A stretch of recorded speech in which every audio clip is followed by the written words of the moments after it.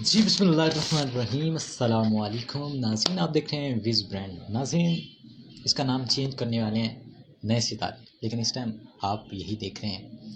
تو ناظرین، ہم نے کافی زیادہ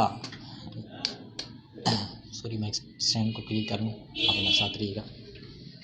کافی زیادہ ہم نے سوشل میڈیا پہ گند دیکھ لیا، اور اس کو ہم نے کبھی کتابوں کو ہم نے بند کر کے رکھ دیا، کتابوں کو کبھی کھول کے دیکھا نہیں۔ آج اس کتاب کو ہم کھولتے ہیں، ایک اخباروں پہ، کتابیں تو بہت دور کی بات ہے، ہم سب سے پہلے اخباروں کی طرف چلتے ہیں۔ جو خوبصورت کالم لکھے ہوتے ہیں اخباروں پہ، ایک زبردست انداز کے ساتھ اس دور حکومت سے لے کے ابھی تک جو دور حکومت چل رہی ہے، اس کے متعلق بہت انٹرسٹنگ جو اخباروں پہ کالم لکھے گئے۔ ہم فرنٹ پیج کو جو ریڈ کرتے ہیں اخبار کے، لیکن نیکسٹ پیج کو ہم کبھی دیکھتے ہی نہیں ہیں۔ ہم نے ہائی لائٹ دیکھی، سائڈ پہ کر دیا۔ اس کا کیا ریزن ہوا سر؟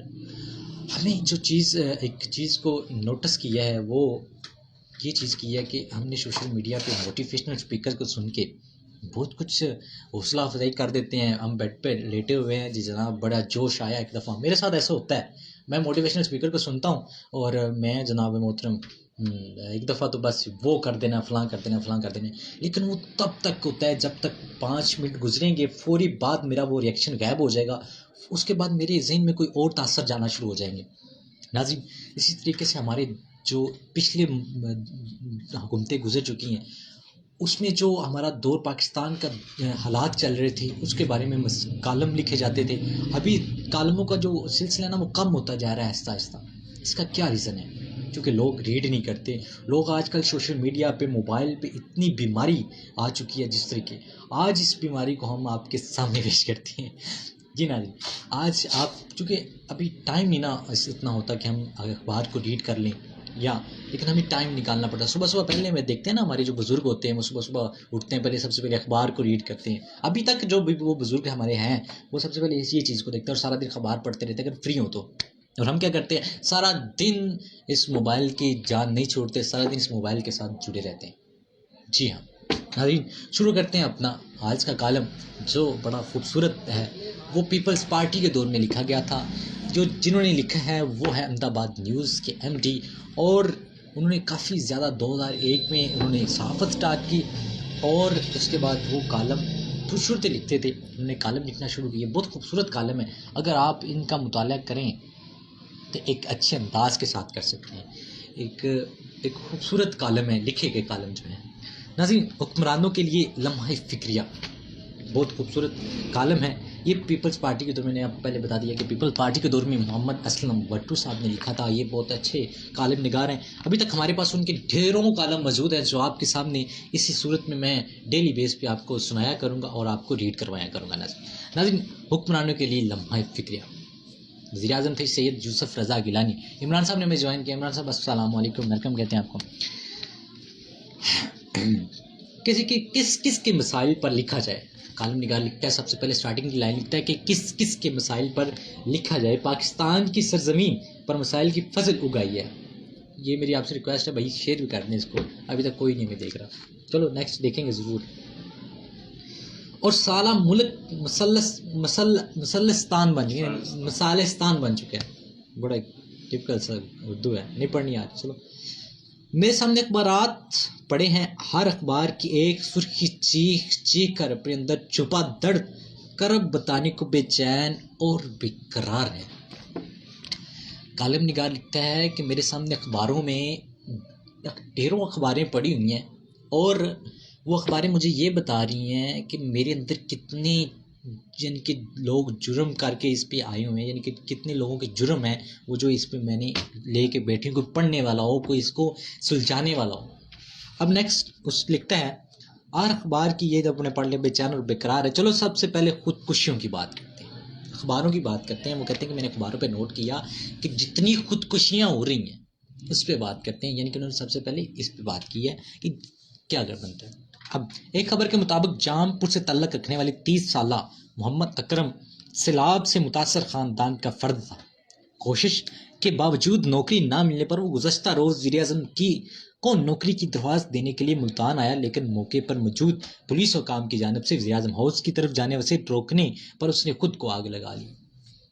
ایک انسان اکرم تھا، سیلاب کے متاثر تھا اور اس کو ایک نوکری چاہیے تھی، وہ وزیر اعظم ہاؤس کی جانب بڑھتا ہے اور وہاں وہ وزیر اعظم سیکیورٹی جو گارڈ ہوتے ہیں ان کو نہیں ملنے دیتے، اس کے بعد وہ اپنے آپ کو آگ لگا لیتے ہیں۔ آگے دیکھتے ہیں، پڑھتے ہیں کیا کہتے ہیں وہ۔ اب وزیر اعظم کے ہاؤس کی طرف جانے سے اس نے خود کو آگ لگی، اس کو نشتر اسپتال ملتان منتقل کیا گیا، یعنی اس کو اس کے بعد ہاسپٹل منتقل کیا جاتا ہے، ابھی تک وہ زندہ ہوتا ہے۔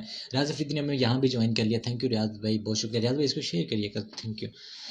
اب چلتے ہیں، آیا لیکن موقع پر موجود پولیس حکام کی جانب سے وزیر اعظم ہاؤس کی جانب سے روکنے پر اس نے خود کو آگ لگا لی، اس کو نشتر اسپتال ملتان منتقل کیا گیا، لیکن وہ زخموں کی تاب نہ لاتے ہوئے دم توڑ گیا۔ جس نے آگ لگا لی بچانے کو، اب فوری اس کو نا جلدی سے اس کے ساتھ ٹریٹمنٹ نہیں کیا گیا اس کا، تو وہ اللہ کو پیارا ہو گیا، بنتا بھی تھا یار بیچارے کا، کیونکہ حکمران جو انہوں نے خود چوائس کیے تھے اور ان کا پھر یہی اثر ہوتا ہے۔ اب چلتے ہیں، رکنے پر اس نے خود کو آگ لگا دی، اس کو نشتر اسپتال ملتان، لیکن وہ زخموں کی تاب نہ لاتے ہوئے دم توڑ گیا۔ اسے معلوم نہیں تھا کہ بھلا وزیر اعظم کو نوکری سے کیا ہے، اور کیا وزیر اعظم ہاؤس کو کوئی عام ہاؤس ہے جہاں ایرا غیرہ منہ اٹھائے اور ہاتھ میں تراس پکڑے چلائے۔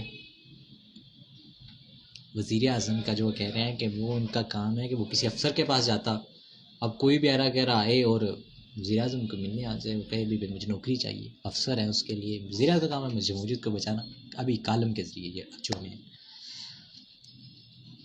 لیکن اسے معلوم نہیں تھا کہ بھلا وزیر اعظم کی نوکری سے کیا کام ہے، اور کیا وزیر اعظم ہاؤس کے کوئی عام ہاؤس ہے جہاں ایرا غیرہ منہ اٹھائی آئے۔ باقی قرآن افسر بھی موجود تو ہیں، ان سے پاس جائیں۔ آگے اسٹارٹ کرتے ہیں۔ وزیر اعظم صاحب تو حکومت کے خلاف سازشیں کرنے والوں اور تبدیلی کی افواہیں پھیلانے والوں کو للکارنے میں اس قدر مصروف ہیں کہ وہ کسی اور طرف آنکھ اٹھا کر بھی نہیں دیکھ سکتے۔ ہائے دکھی۔ اور میں نے اس پہ ایک انڈر کراس لائن یہ نوٹ کی ہے کہ وہ یہ ہے کہ تب بھی تبدیلی کا نعرہ تھا اور آج بھی تبدیلی کا نعرہ ہے، اس کا مطلب کوئی چینجنگ نہیں ہے، اور نہ میرے خیال سے اس دور کے حساب سے کوئی چینجنگ آنے والی ہے۔ نیکسٹ چلتے ہیں۔ اور تبدیلی کی افواہیں پھیلانے والوں کو للکارنے میں اس قدر مصروف ہے کہ وہ کسی طرف آنکھ اٹھا کر بھی نہیں دیکھ سکتے۔ حالانکہ پٹرول کا مسئلہ کتنا اہم ہے، عوام پٹرول کے لیے سارا دن پٹرول پمپوں پر قطار بنائے کھڑے رہتے ہیں، باقی سارے معاملات زندگی ترک کر کے صرف پٹرول کے حصول کے لیے دھوپ میں کھڑے رہتے ہیں، لیکن پٹرول کی جھلک دیکھنا پھر بھی نصیب نہیں ہوتا، اور جن خوش قسمت لوگوں کو پٹرول مل جاتا ہے وہ ان کو فی لیٹر روپے میں خریدنا پڑتا ہے۔ لمحہ فکریات، یعنی کہ سید یوسف رضا گیلانی کے دور میں، پیپلز پارٹی کے دور میں ایک ایسا یعنی کہ جھنجھٹ دیکھنے کو مل رہا ہے، وہ یہ ہے کہ یار مجھے افسوس ہو رہا ہے کہ تب بھی یہی صورتحال تھی کہ پٹرول کی لانیں لگی ہوتی تھی اور 200 روپے تب بھی پٹرول، یعنی کہ یہ کالم نکلا ہے کہ وہ بلیک میں ملتا تھا، سارا دن باقی سارے کام چھوڑ دیے اور بلیک میں یہ جو پٹرول ہے نا وہ ملتا تھا بھائی جان۔ یس، نیکسٹ چلتے ہیں بھائی، اگلے پڑھتے ہیں۔ اس وقت پورے ملک میں پٹرول کا تحقیق، وزیر اعلیٰ پنجاب میاں شہباز شریف نے بھرپور احتجاج کرتے ہوئے وزیر اعظم سید یوسف رضا گیلانی کو خط لکھا۔ اس نے احتجاج کیا اور وزیر اعظم سید یوسف رضا گیلانی صاحب کو باقاعدہ خط لکھا، لیکن جو ہوتا ہے اپوزیشن تو اپوزیشن ہوتی ہے نا بھائی جان۔ چلتے ہیں، مسئلہ کیا مگر نتیجہ آپ کے سامنے، یعنی کہ اس وقت کوئی ایسی پیش رفت نہیں کی کہ جس سے اس کا کوئی بال بھی بانکا ہو جائے، یار نہیں ہوا۔ نیکسٹ پڑھتے ہیں۔ پٹرول کے عدم دستیابی پر کاروبار معطل ہو چکے، سرکاری ملازمین کو بڑی وقت کا سامنا کرنا پڑ رہا تھا، یعنی کہ برے وقت کا، یہاں پہ انہوں نے بڑے لکھ دی ہے، ہو جاتا ہے ایسا۔ پٹرول بحران کا تقریباً ایک ہفتہ گزر چکا تھا مگر حکمرانوں کی کانوں پر جوں تک نہیں رینگ رہی۔ بیسی کا بھی کوئی حد ہوتی ہے، ملک میں ایک افراتفری کا عالم ہے، آئندہ ہونے والے ہے، کسی کو کوئی سمجھ نہیں آ رہی، کراچی میں آگ اور خون کھیلا جا رہا ہے۔ کالم کہہ رہا ہے کہ ملک میں افراتفری کا عالم ہے، کسی کو کوئی سمجھ نہیں آ رہی کہ کیا ہو رہا ہے۔ کراچی میں بہت زیادہ وہاں پہ ٹارگٹ کلنگ ہو رہی تھی، بہت زیادہ، تب ایک دہشت تھی کراچی میں، لوگوں کو جو بھی آتا سریعام مار کے چلا جاتا۔ نہ چلتے ہیں آگے کوئی سمجھ نہیں آ رہی، کراچی میں آگ اور خون کا کھیل جاری ہے۔ 24 گھنٹوں میں 15 افراد کو نامعلوم نامعلوم افراد نے قتل کر دیا اور گولیوں کی گھن گرج سے کراچی لرز رہا ہے.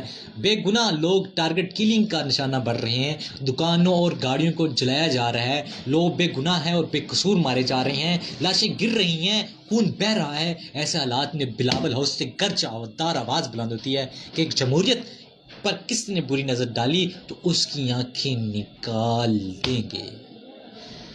بلاول ہاؤس سے ایک آواز آتی ہے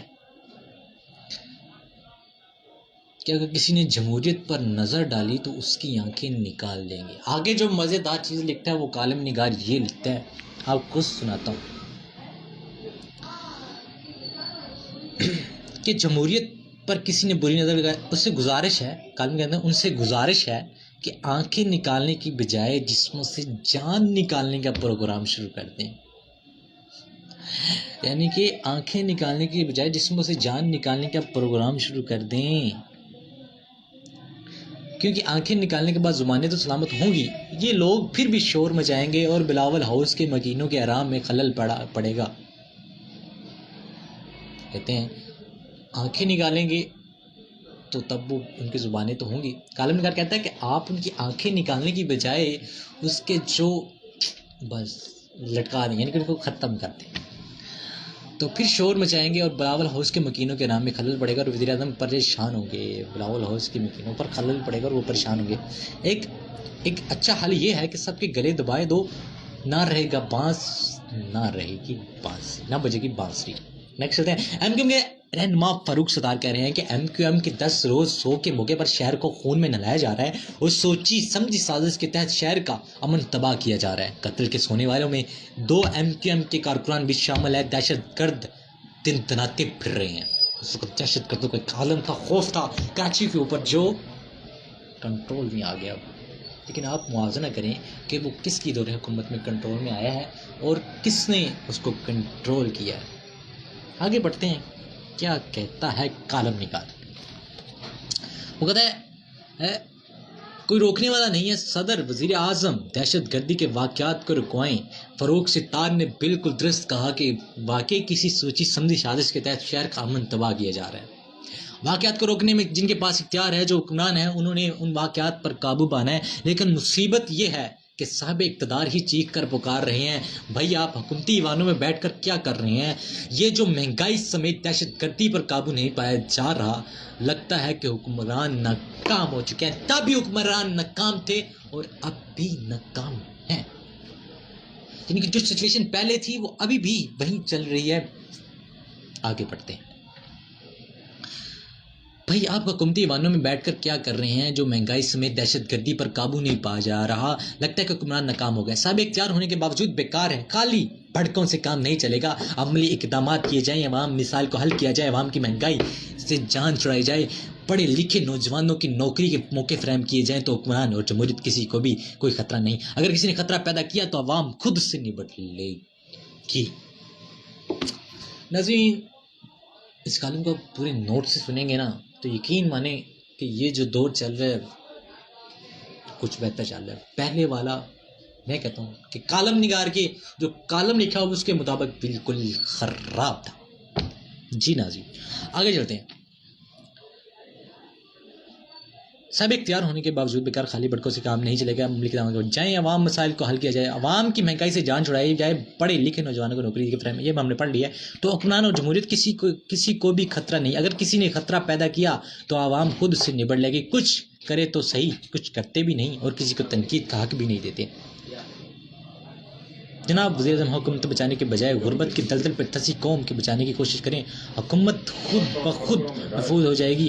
جب عوام کی طاقت حکومت کے ساتھ ہوگی پھر کوئی اتحاد بھی کوئی حکومتی دیوار کو نہیں گرا سکے گا, ورنہ آپ کی حکومت ریت کی دیوار ثابت ہوگی. قائرین, بات محمد اکرم سے شروع ہوئی تھی. محمد اکرم کی رسائی وزیر اعظم تک نہ ہو سکی. اس نے بے روزگاری سے تنگ آ کر خود سوزی کر لی. دیکھو وزیر اعظم صاحب اب اس کو لائقین سے کیا سلوک کرتے ہیں. اس طرح گلبرگ لاہور کے علاقے اتحاد کالونی کے رہائشی 30 سالہ سلمہ مریم بھی گھریلو حالات سے دل براش داشتہ ہو کر 7 اپ بھاٹک پر ٹرین کیا کود پڑی, جو بعد ازاں دم توڑ گئی. غربت سے اور بے روزگاری سے تنگ آ کر کتنے ہی لوگ موت کو گلے لگا رہے ہیں. حکومتی ایوانوں سے پھر میں پتھر کے لوگ بیٹھے ہوئے ہیں اور ان کی آگ درد دل بیان کر فضول کر رہی ہے.